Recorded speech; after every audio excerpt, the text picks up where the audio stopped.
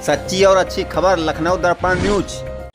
और तमाम हमारे वो क्रांतिकारी साथी जो इस यात्रा में सरयू तट से हमारे साथ चल रहे हैं, प्रयागराज तक जाएंगे, संगम तक जाएंगे, संगम के तट तक जाएंगे।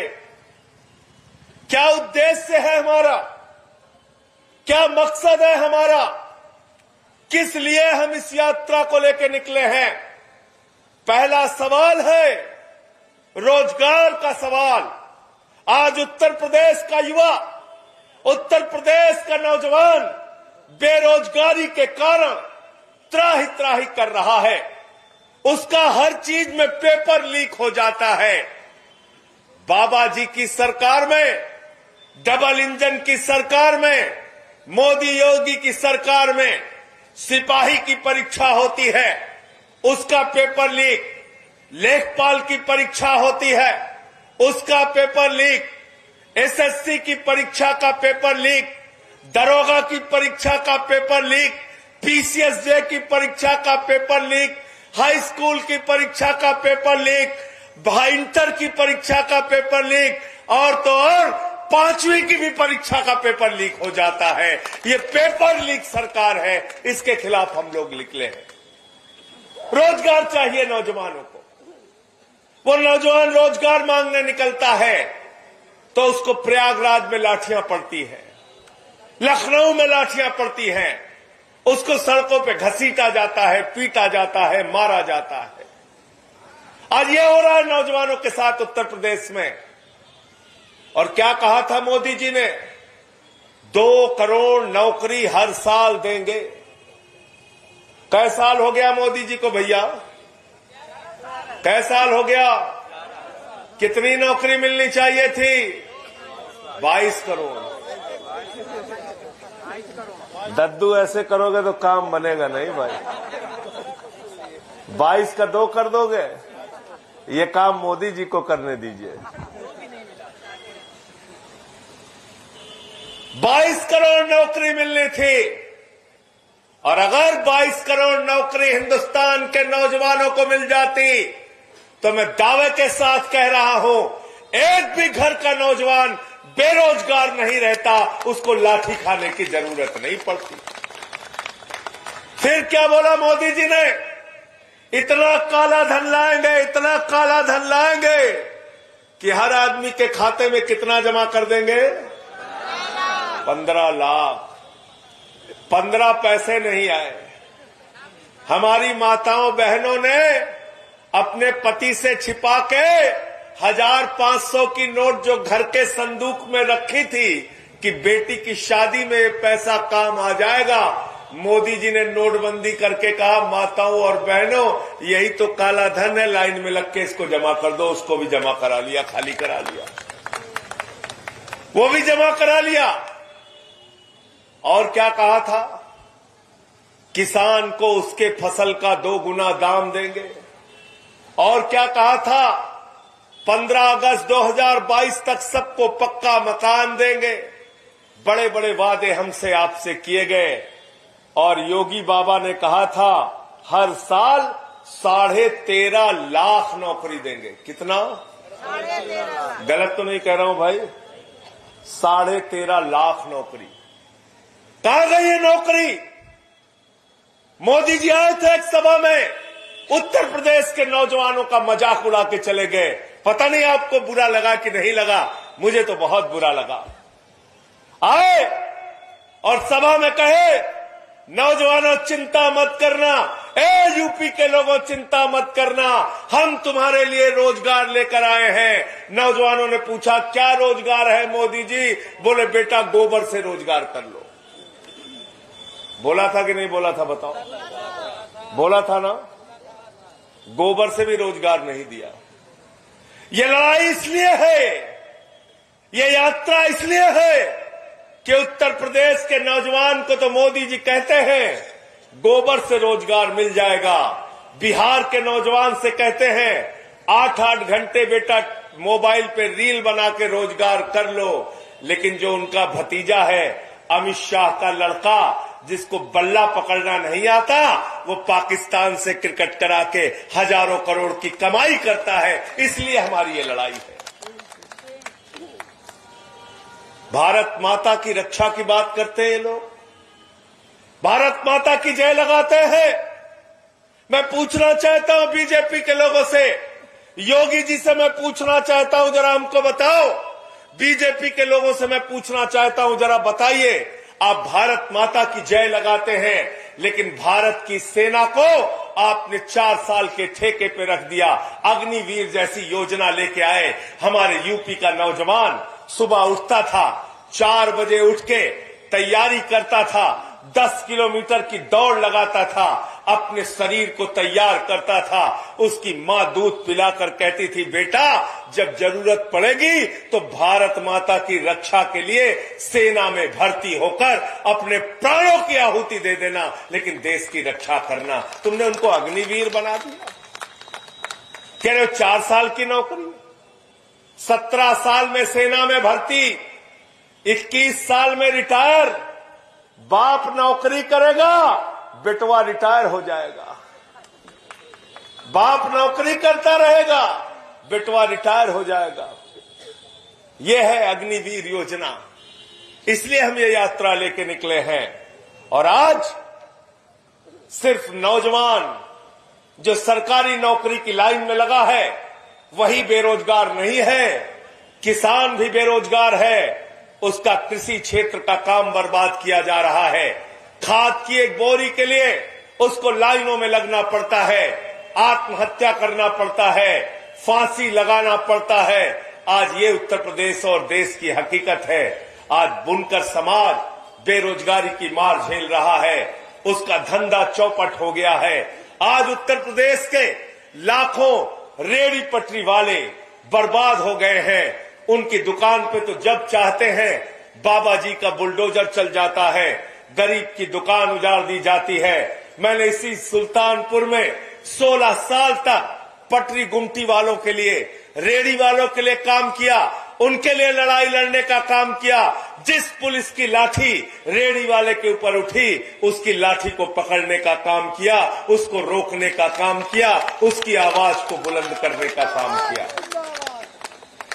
लेकिन आज बुलडोजर चल जाता है, इनको तो कोई फर्क नहीं पड़ता।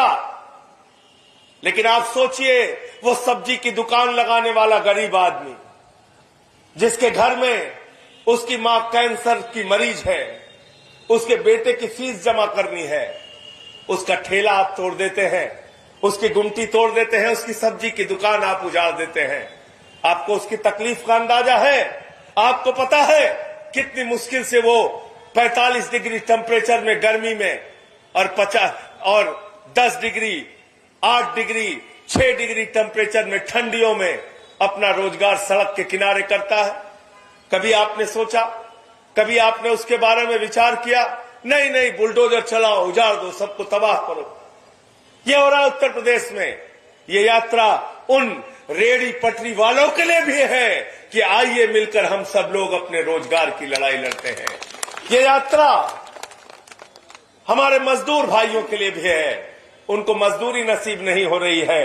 ये यात्रा शिक्षा मित्रों के लिए भी है, आशा बहुओं के लिए भी है, आंगनबाड़ी के लिए भी है, शिक्षा निदेशक के लिए भी है।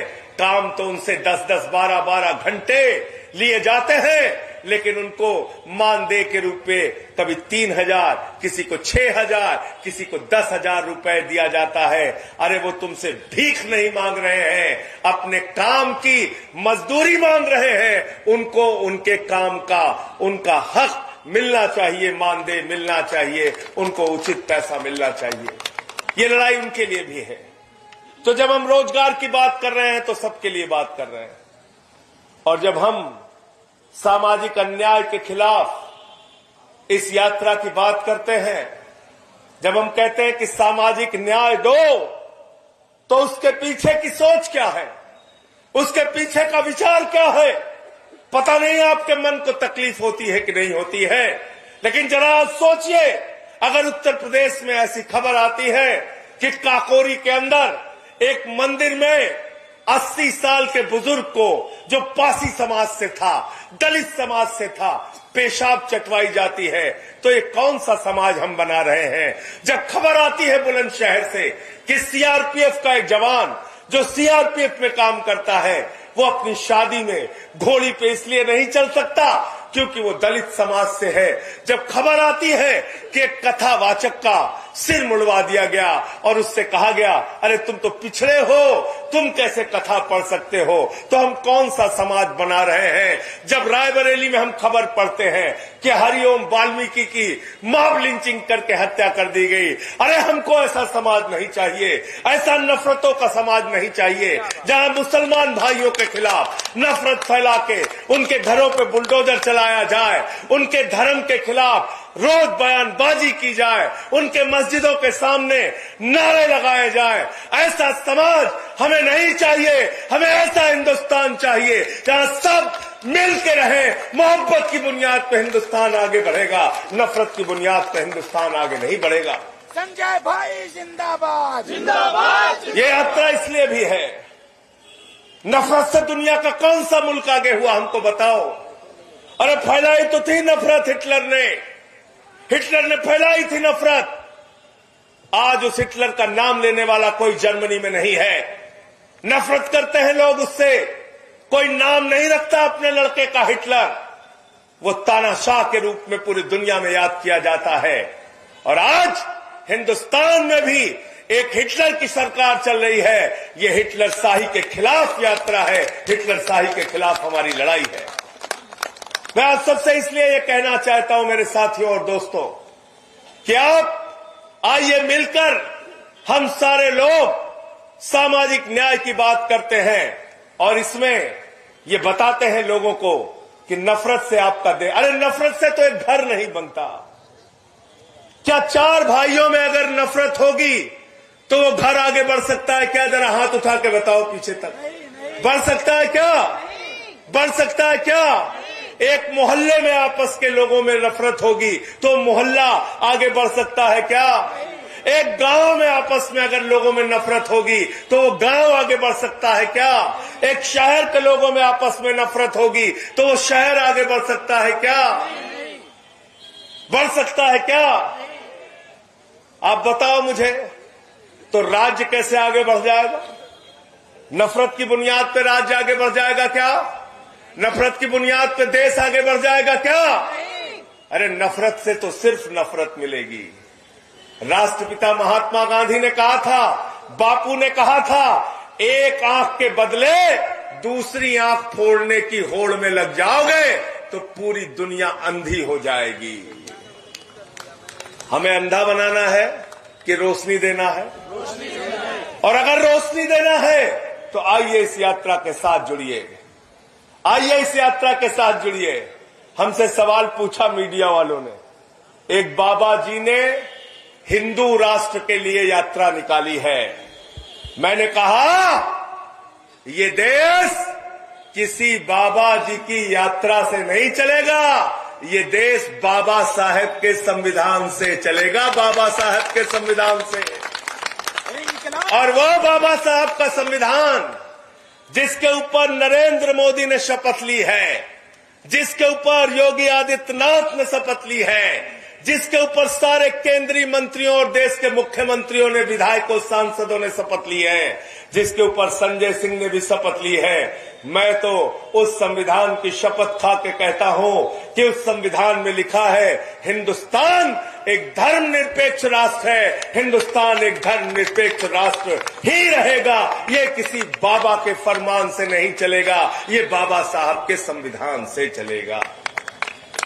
गलत तो नहीं कह रहा हूं, लेकिन बाबा साहब के संविधान ने तो बहुत अधिकार दिया।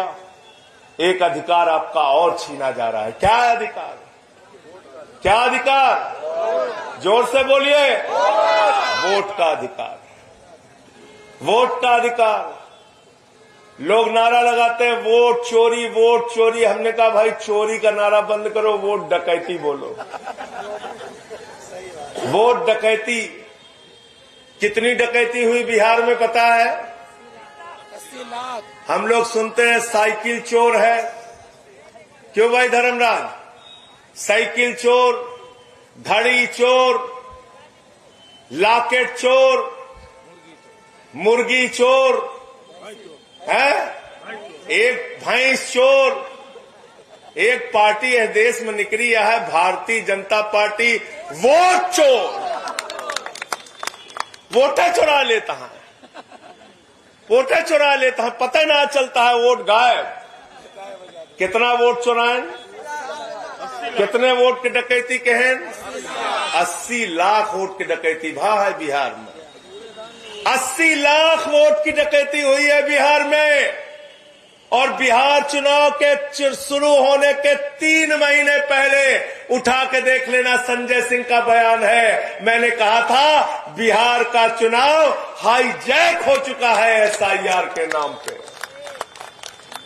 ज्ञानेश कुमार ने जीत का प्रमाण पत्र मोदी जी के घर पहुंचा दिया है। मैंने बोला था कि नहीं बोला था? बताओ, बोला था कि नहीं बोला था? आज वो संविधान का अधिकार छीना जा रहा है, उसके ऊपर डकैती डाली जा रही है। ये सामाजिक अन्याय है, ये लोकतंत्र पर डाका है, ये आपके वोट पे डाका है। क्योंकि बाबा साहब ने जब संविधान लिखा तो उन्होंने लिखा राष्ट्रपति के वोट की गिनती भी एक होगी, चपरासी के वोट की गिनती भी एक होगी, मंत्री के वोट की भी गिनती एक होगी, सांसद के वोट की भी गिनती एक होगी, विधायक के वोट की भी गिनती एक होगी, सभासद के वोट की भी गिनती एक होगी, गांव के प्रधान के भी वोट की गिनती एक होगी, बीडीसी के भी वोट की गिनती एक होगी, दलित के वोट की भी गिनती एक होगी, पिछड़े के वोट की गिनती भी एक होगी, टाटा के वोट की भी गिनती एक होगी, बिरला के वोट की भी गिनती एक होगी, अदानी के वोट की भी गिनती एक होगी, अंबानी के वोट की भी गिनती एक होगी, मोदी के वोट की भी गिनती एक होगी, और योगी के वोट की भी गिनती एक होगी। 2 वोट तो नहीं गिना जाएगा ना? नहीं गिना जाएगा ना? कितना डुप्लीकेट वोट बना है बिहार में? 80 लाख वोट की तो डकैती हुई है। 20 लाख। कितना वोट डुप्लीकेट बना है? 14 लाख। एक आदमी का नाम 2 जगह 3 जगह दर्ज है, ऐसे कितने मामले हैं? 14 लाख। तो यह यात्रा उस वोट की डकैती के खिलाफ भी है, क्योंकि बाबा साहब ने जो समानता का अधिकार वोट में हमें दिया है वो अधिकार बरकरार रहना चाहिए, और किसी ज्ञानेश कुमार और मोदी की हिम्मत नहीं होनी चाहिए कि वो अधिकार हमसे छीना जा सके। गलत तो नहीं कह रहा हूं? गलत तो नहीं कह रहा हूं? और जरा इनसे सबसे सावधान रहना। हम इनके सबके नाम जानते का दे, ममीरे के सुरमा, जेकरे ऊपर लिखा रहा था नक्कालों से, नक्कालों से। ममीरे शर्मा देखे आग ना सज्जनों के ऊपर लिखा रहा था नक्कालों से। तो आएंगे आपके बीच में, बड़ी बड़ी बातें करेंगे, अपने वोट की डकैती भी आपको बचाना है। और ये लोग आपसे जब आके आप इनसे बात करते हैं, भैया 8-8 घंटा बिजली ना होता, मच्छर काटता, कहीं भारत माता की, कहीं हमारे बचवा की नौकरी चली गई, उसे रिश्वत मांगता है 10-10 लाख रुपया, भैया कहां से लेके आई, सिपाही कहां से भर दे, भारत माता की। कहन भैया खाक नान हमारे घरे में 3 दिन से चूल्हा ना जलता है, कैसे इंतजाम, भारत माता की।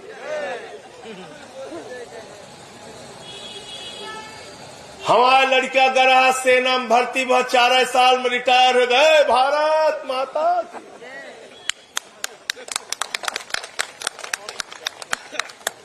हे देखा भैया हमारे बिटिवा गरे स्कूल, ओकरे साथे छेड़खानी भा, गुंडागर्दी भा, भारत माता। हे देखा बिजली महंग हो जाती है तो तू अडानी काहे बेच दिया, भारत माता। हे देखा रेल हमारे काहे बेच दिया तू, भारत माता की। हे देखा कोयलवा उठा तो तू सारा का सारा अडानी दे दिया, हे भारत माता की। हे देखा हमारे गैस हमारे पेट्रोल उठा के तू बेच दिया, हे भारत माता की। हे देखा एयरपोर्ट हमारे उठा के तू काहे अडानी दे दिया, भारत माता की। संजय भाई जिंदाबाद जिंदाबाद जिंदाबाद। संजय भाई हे देखा हमारे समुद्र तट उठा के तू काहे बेच दिया, वंदे मातरम। हे देखा अडानी के समुद्र तट पर 20,000 करोड़ के ड्रग्स पकड़ेगा, वंदे मातरम।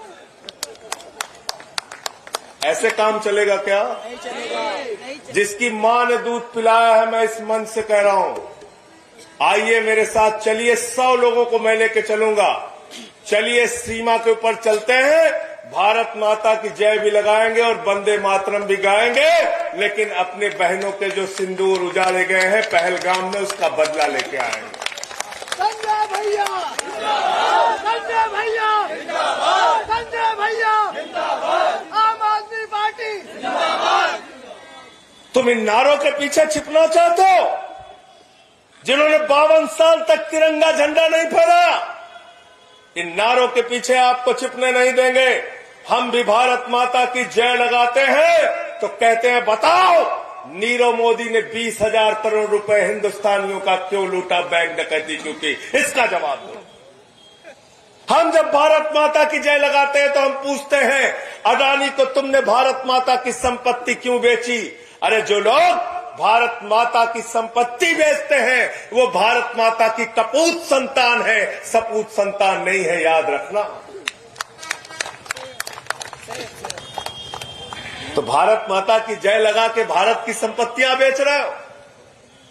रेल तुमने बेच दिया, सेल तुमने बेच दिया, कोयला तुमने बेच दिया, गैस तुमने बेच दिया, बिजली तुमने बेच दिया, पानी तुमने बेच दिया, एयरपोर्ट तुमने बेच दिया, समुद्री पोर्ट तुमने बेच दिया, आकाश तुमने बेच दिया, पाताल तुमने बेच दिया। भारत माता की संपत्तियां बेचते हो और भारत माता के जय लगाते हो।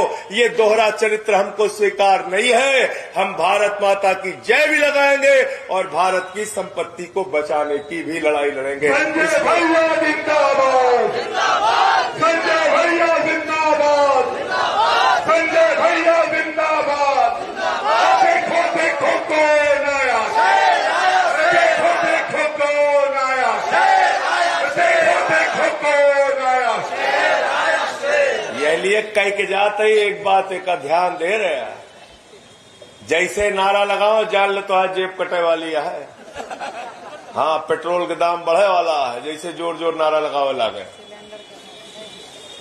तो इसलिए असली मुद्दों पे बात करनी पड़ेगी, आपकी जिंदगी के जुड़े हुए मुद्दों पर बात करनी पड़ेगी, आपके जिंदगी के जो असली सवाल हैं उसके बारे में बात करनी पड़ेगी।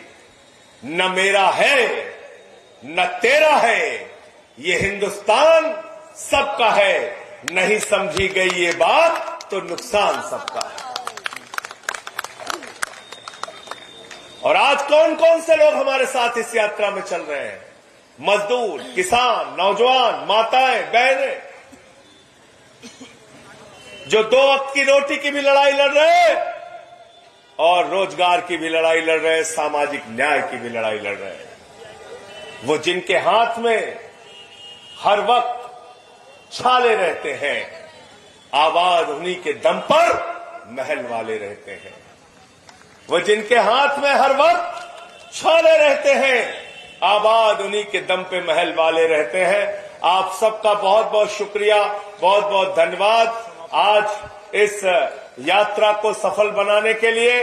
और अब से यहां से जब हम लोग अभी निकलेंगे, आज के कार्यक्रम की अध्यक्षता भी आप जाइएगा नहीं, आज के कार्यक्रम की अध्यक्षता यहां के जिला अध्यक्ष सुरेश जी कर रहे हैं, वो धन्यवाद ज्ञापन करेंगे, तब आप लोग यहां से उठिएगा। मैं बगल में खड़ा हूं। और इसके बाद हम लोग यहां से गभड़िया बहादुरपुर कौमी निस्वा में आज रुकना है, तो वहां तक साथ साथ यात्रा में चलेंगे। मैं बड़े आदर के साथ आज के कार्यक्रम के अध्यक्ष सुरेश भाई को आमंत्रित करता हूं कि आपने बात रखी। आइए। सम्मानित मंच, बहुत बहुत धन्यवाद। रोजगार दो, सामाजिक न्याय दो।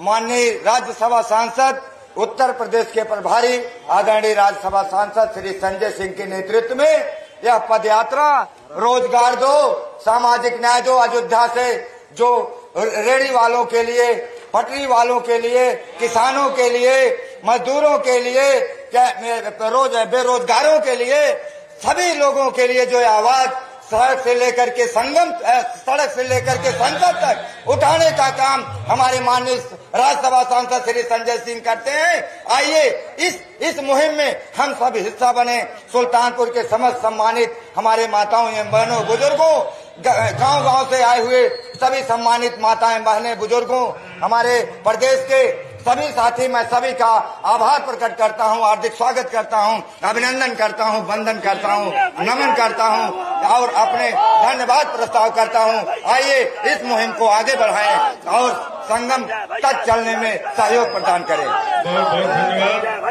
आज इस सभा में आए हुए तमाम देश और प्रदेश के हमारे पदाधिकारी थे। समयाभाव के कारण जिनको इस मंच पर हम अपनी बात रखने के लिए अवसर नहीं दे पाए, हमारे बीकापुर से चल करके आए हुए आदरणीय संत श्री राम द्विवेदी जी के सुपुत्र जी आए, मैं उनसे क्षमा चाहता हूं। प्रदेश भर से चल करके आए हमारे पदाधिकारी, जिले के पूरे पदाधिकारी, साजादा शकील भाई, धर्मेंद्र जायसवाल भाई, राम विलास तिवारी जी, संभल से आए हैं इमरान भाई, पूरे प्रदेश से चल करके आए हुए जो भी हमारे